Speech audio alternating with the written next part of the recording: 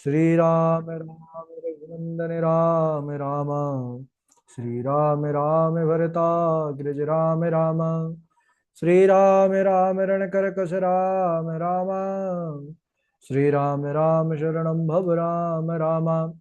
माता रामो मत्पिता रामचन्द्रः। स्वामी रामो मत्सखा रामचन्द्रः। सर्वस्वं मे रामचन्द्रो दयालुर्नान्यं जाने नैव जाने न जाने। अञ्जनानन्दनं वीरं जानकी शोकनाशनं कपीशमक्षहन्तारं वन्दे लङ्काभयङ्करम्। भक्ति भक्त भगवन्त गुरु चतुर्नाम वपुएक। इनके पद बंधन किए नाशत विघ्न अनेक। बोले श्री राघवेंद्र सरकार की जय। रामायण श्री राम कथा की जय। श्रीमद गोस्वामी तुलसीदास जी महाराज की जय। परम मंगलमय परात्पर अखिलेश्वर अचिंत कल्याण गुणगण निधान सर्वेश्वर सर्वाधिपति श्रेष्ठ आचरणवान प्रजा के सुखदाता आनंद कंद श्री रामचंद्र। कौशल्य आनंद वर्धन अबुध नरेंद्र नंदन श्री रघुनंदन। विदेह वनस्पति जयंती जनक नरेंद्र नंदनी भास्वती जगदीश्वरी माँ सुनैना की आंखों की पुतलिका। विदेह जा जनकाधिराज तनया जनक राज किशोरी वैदेही मैथिली श्री रामचरण वल्लभा श्री जानकी। इन दोनों युगल सरकार के पावन चरणारविंदों पर कुर्सिया नमन नतमस्तक वंदन एवं अभिनंदन। तीनों मैया चारों भैयाओं के चरणों में कोटि कोटि प्रणति। अनंत बलवंत गुणवंत श्री हनुमान जी महाराज के पावन चरण कमलों पर कोटि कोटि प्रणाम। समस्त भूता देखो सिया राम में सब जग जाने करहु प्रणाम जोर जोग पाए। हम सबका यह परम सौभाग्य कि श्री राम कथा चरित्र की तैयारी का पावन विचार संकल्प लेकर के एक स्थान पर एक साथ जुड़कर इस पावन राम कथा पर अपने मन को चित्त को समाहित किए हुए हैं। हम सब इस समय इस राम कथा मंदाकिनी पर गोता लगाते हुए बड़े ही प्रभु श्री राम की कृपा के पात्र बने हुए हैं। कल के दिवस में हम सब चर्चा कर रहे थे किस प्रकार से जब प्रभु श्री राघव लाल जो अपने बानर सेना के साथ विशाल समुद्र पर सेतु का निर्माण करके लंका नगरी पर प्रवेश किए हैं, तब मंदोदरी बहुत प्रकार से समझाती है, लेकिन रावण है कि रावण मानता नहीं है, उल्टा ही मंदोदरी को ज्ञान देने लगता है। रावण का पुत्र प्रहस्त नाम का, उसने भी उत्तम सीख दी, क्योंकि वह प्रभु की महिमा को जानता था। रावण ने अपने उस पुत्र को भी परित्याग कर दिया। इसके बाद भगवान जामवंत आदि के सभी के सम्मति से अंगद जी को भेजते हैं कि जाइए अंतिम बार रावण को एक अवसर दिया जाए कि अगर वह कल्याण चाहे, अगर वह शरण में आना चाहे तो वह बच सकता है। अंगद जब पहुंचे हैं तो अंगद को ही उल्टा वह समझाने लगा कि तुम अपने जो है पिता के शत्रु का पक्ष ले रहे हो, उसका साथ दे रहे हो, तुम मेरी तरफ से आ जाओ। ये भेद नीति की बातें जब रावण करने लगा, तब अंगद ने कहा कि देखो रावण, तुम्हारी यह भेद नीति मुझ पर काम नहीं करेगी, क्योंकि मैं श्री रघुनाथ जी का चरणों का सेवक हूँ। श्री रघुनाथ जी के जो चरणों का सेवक हो जाता है, फिर उस पर कोई माया और कोई जो है नीति काम नहीं करती है, जो भेद नीति होती है। इसके बाद रावण अपनी महिमा का जब गान करने लगा, तो अंगद रावण के जो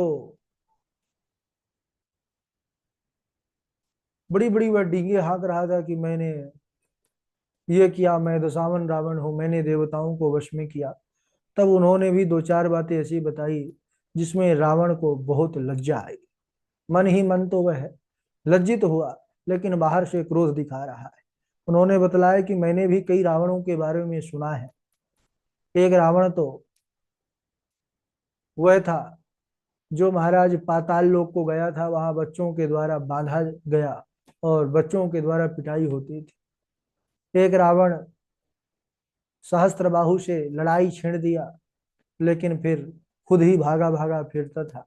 एक रावण के बारे में तो कहने में मुझे लज्जा आ रही है, क्योंकि वह मेरे ही पिता बाली उस रावण को कांख पे दबा करके 6 महीने घूमते रहे। तो तुम कौन से रावण हो? तब रावण विशेष रूप से क्रोधित हुआ और कहने लगा कि इस दूत को अभी बंदी बना लो।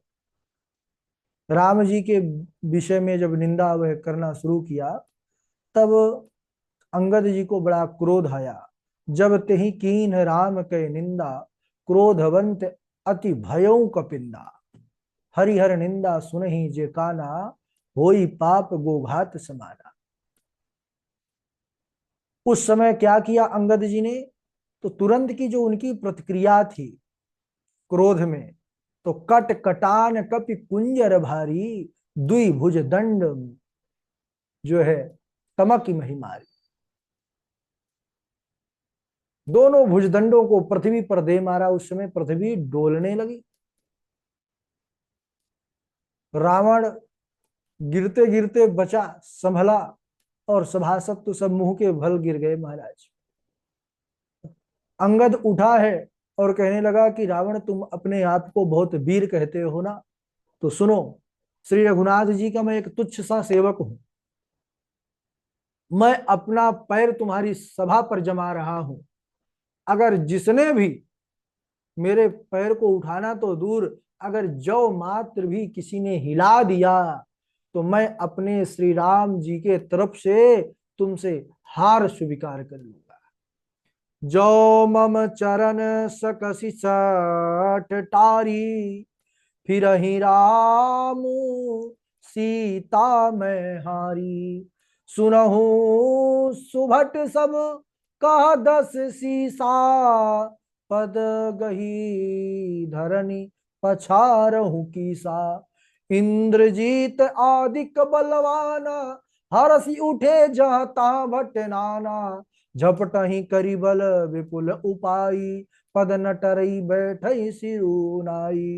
पुनि उठी झपटहि सुर आराती, तरई न की सचरण एहि भांति। अब अंगद है, वीर अंगद, और वह पैर जमा दिए। रावण ने तुरंत आदेश दिया कि अरे तुरंत पछाड़ दो इस बानर को। लेकिन एक से एक योद्धा आए। इंद्रजीत आदिक बलवाना, हर्ष उठे जहां तहां भट नाना। बहुत प्रयास किया, एड़ी से चोटी तक का बल लगा दिया, लेकिन अंगद का पैर उठाना तो दूर रहा, हिलाना भी संभव नहीं हुआ उनके लिए।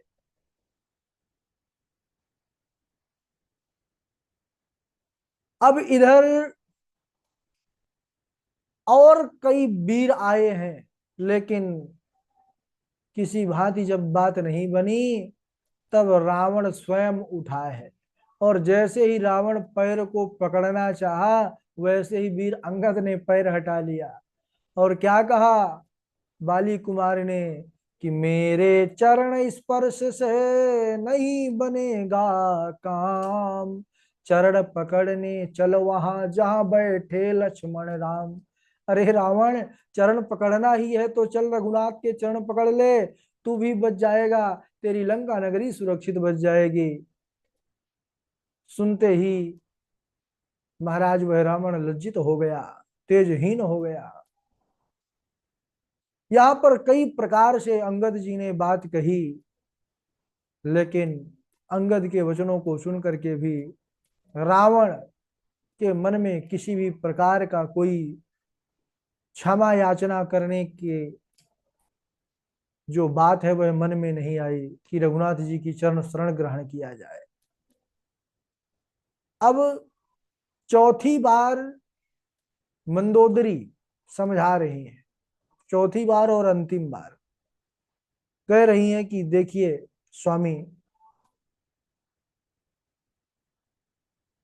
कुमति आपके इस समय प्रवेश कर गई है, इसलिए आप इस कुमति को त्यागिए। क्योंकि रघुवीर जी से आप बराबरी नहीं कर सकते हैं, उनसे आप कैसे सामना करेंगे लड़ाई में। आप विचार करिए, याद दिलाती है मंदोदरी, जब यह मां जानकी को हरने के लिए रावण गया और जो लक्ष्मण जी ने एक रेखा खींची थी, तो वह रेखा भी ये नहीं लांग पाए। रावण को जो है बाहर किसी यत्न से मां जानकी को बुलाना पड़ा, लेकिन वह रेखा लांगी नहीं गई रावण से। तो वही कह रही हैं कि लांघी गई न आप से लक्ष्मण की धनुरेख, अब सुत बध लंका दहन नित्य रही हूं देख। मेरे कितने पुत्र मारे गए, पूरी लंका सोने की जल गई मेरे आंखों के सामने, और फिर भी आप अभी भी समझ नहीं पा रहे हैं उन रघुनाथ की महिमा को। तुम्हारे आंखों के सामने तुम्हारा अक्षय कुमार वह विजयी पुत्र मारा गया, पूरी लंका नगरी को जला करके एक बानर चला गया, तब तुम्हारा यह अभिमान कहां था, तब तुम्हारा यह बल कहां था। तुम्हारे पुत्र प्रशस्त, उसको बाली कुमार अंगद ने जो है झट ही निपटा दिया, और तो और अंगद के पैर तक उठाने का तुम्हारे बड़े बड़े वीरों के अंदर सामर्थ्य नहीं रहा, और तुम राम के सम्मुख जाने का, उनसे विरोध करने का, उनसे युद्ध करने का मन में विचार कर रहे हो। बहुत प्रकार से समझाती है, लेकिन महाराज रावण को बात समझ में नहीं आती। क्यों? क्योंकि जब काल सर पर आ जाता है तो फिर कोई बात, कोई यत्न काम नहीं करता। मंदोदरी भी कह रही है कि राम जी से आपने विरोध किया, कालवश हो जाने से मन में ज्ञान उत्पन्न नहीं हो रहा।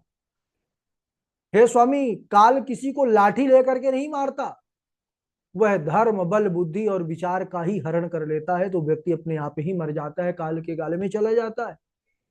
जिसके निकट काल आता है उसकी तुम्हारी जैसे ही,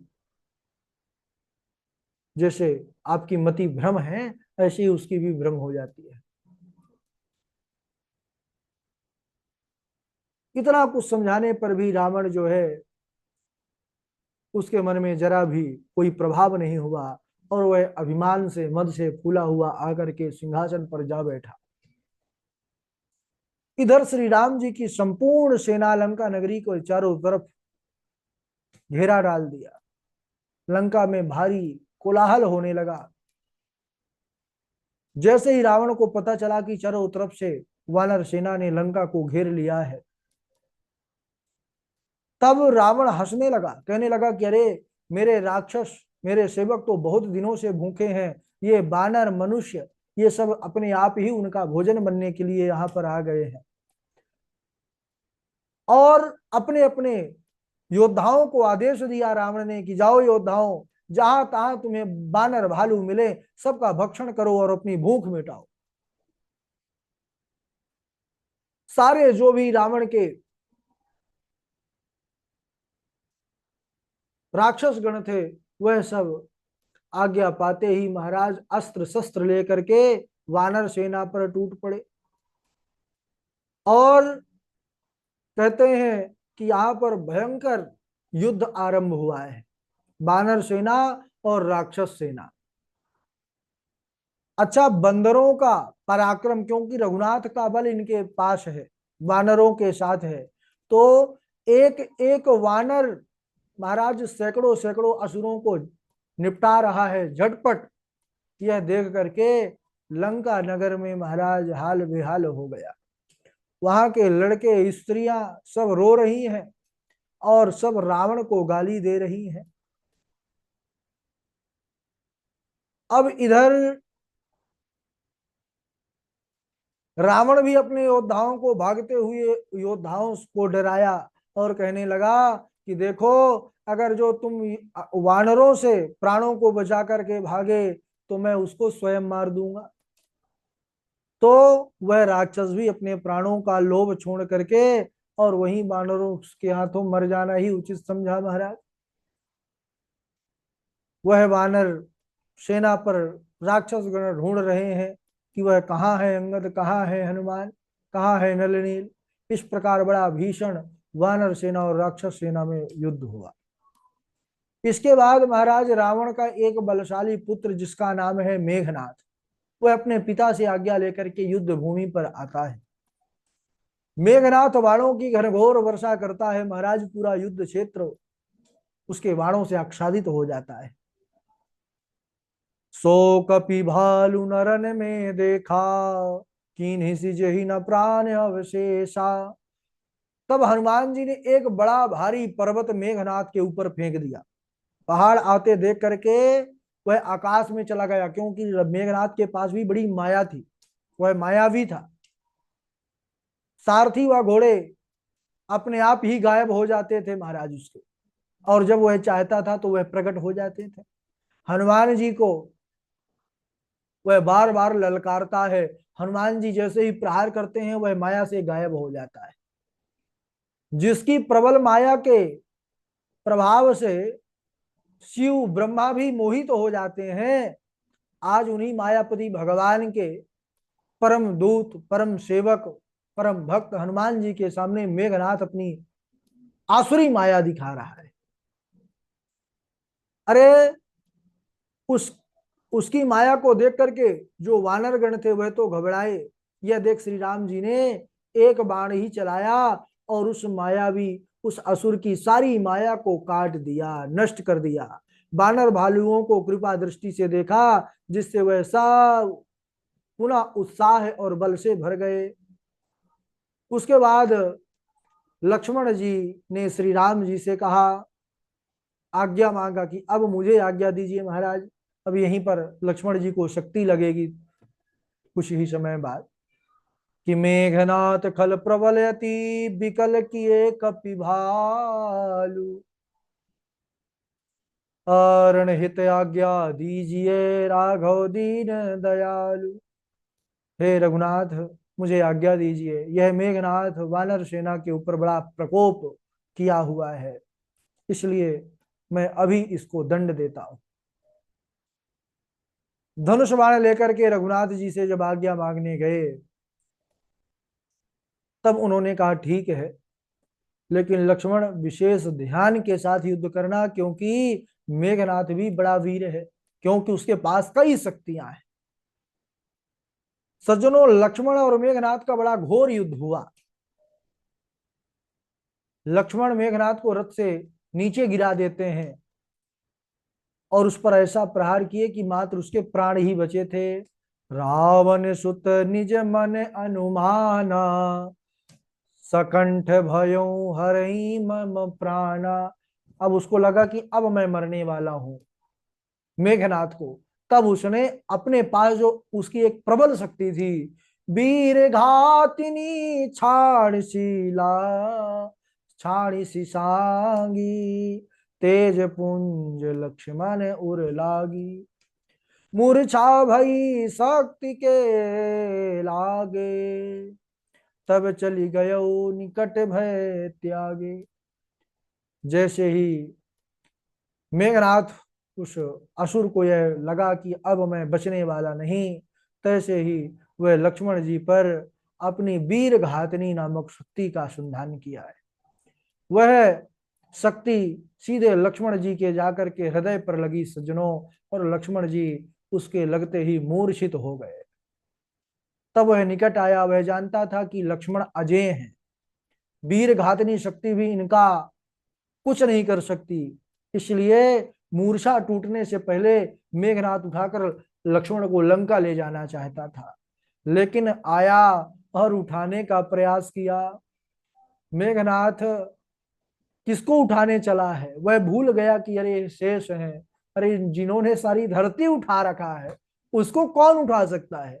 मेघनाद समकोटि सत, जो धार है उठाए, जगदाधार शेष की, ना उठे चले किसी आए। पहले तो अकेले उठाने का प्रयास किया, अपने जैसे सैकड़ों योद्धाओं को बुला लिया उस असुर ने, लेकिन फिर लक्ष्मण जी को उठाना तो दूर रहा, हिला नहीं पाए। लक्ष्मण जी तो शेषा अवतार हैं। अब इधर जैसे ही वह हार थक करके लौट गया, तब इधर हनुमान जी महाराज से पूछा है श्री राम जी ने कि लक्ष्मण कहाँ है, दिखाई नहीं दे रहे। तब हनुमान जी उन्हें उठा करके लक्ष्मण को लेकर के आते हैं, सम्मुख रखते हैं श्री राम जी के, और बतलाते हैं कि इनको शक्ति लगी है। सज्जनों, जब लक्ष्मण जी को मूर्छित अवस्था पर श्री रघुनाथ जी ने देखा है। हमारे प्रभु तो करुणा के सागर हैं, और आज लक्ष्मण जी को कष्ट में देख करके करुणा निधान की करुणा जो है बड़ी ज्यादा प्रस्फुटित हुई है। और वह बिलक बिलक करके लक्ष्मण को पुकारते हुए हा लक्ष्मण रोने लगे। इसके बाद सोचने लगे कि क्या उपाय है, लक्ष्मण जी कैसे स्वस्थ हो। तब पता चला कि यहाँ पास में लंका में वैद्य हैं, सुसेन वैद्य। हनुमान जी को भेजा गया। हनुमान जी ने देखा वैद्य जी तो चलने के लिए तैयार नहीं है, तो वैद्य जी के घर समेत ही उठा करके ले आए। अब जैसे ही सुसेन वैद्य जी आए हैं, लक्ष्मण जी की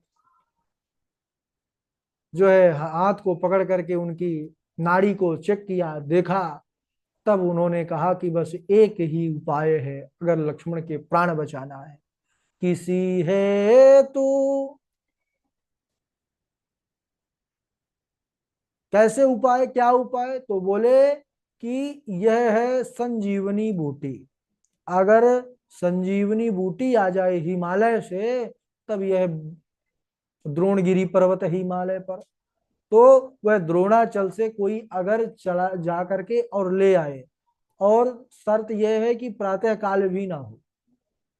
किसी हेतु यदि हो गया रघुवर प्रातः काल, तो फिर लक्ष्मण का कठिन बचना दीन दयाल। जब यह बात सुना है कि प्रातः काल अगर हो गया, बूटी नहीं आई, तो फिर लक्ष्मण का बचना मुश्किल है। लक्ष्मण को गोद में लिटा करके श्री राम जी बिलक बिलक करके रो रहे हैं, और उनका किस प्रकार प्रेम, उनकी कैसी करुणा, उसको हम अगले दिवस श्रवण करेंगे। हनुमान जी महाराज कैसे उस पर्वत से बूटी लाते हैं, इसको भी आज यहीं तक। बोलिए सियावर रामचंद्र भगवान की जय। चलिए, आज एकादशी का पावन पर्व है, तुलसी विवाह है। आप सभी को बहुत बहुत शुभकामनाएं। चौपाई सुना दीजिए। राधे राधे गुरु जी, प्रणाम। हाँ, राधे। मोह निशा सब सो निहारा, देखहि सपन अनेक प्रकारा। जानहि तबहि जीव जग जागा, जब सब विषय विलास विरागा। कुंदे दीवर सुंदरावती, बलो विज्ञान धाम भुवो। सौभाग्यो वरधन्विनो, गोविप्रवृंद प्रियो। राधे राधे गुरु जी। सीताराम गुरु जी। हाँ हाँ। रेण्यप बालक काल बस, बोलत तो ही न सभार। धन हुई सम तिरुपारी धनो, विदत सकल संसार। बोले चितहि परस की ओरा, रेसट सुने हो शुभावन मोरा।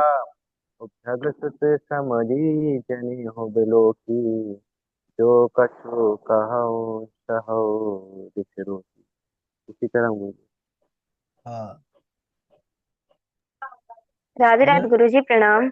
राधे राधे। नीरज जी को जन्मदिन की बहुत बहुत शुभकामनाएं प्रभु श्री रामचंद्र जी की तरफ। धन्यवाद। धन्यवाद गुरु। हाँ, सुनाइए। तब देखी मुद्रिका मनोहर, राम नाम अंकित अति सुंदर। चकित चितव मुद्रि पहचानी, हरस विषाद हृदय अकुलानी। सीता मन विचार कर नाना, मधुर वचन बोले हनुमाना। राधे राधे गुरु जी, प्रणाम।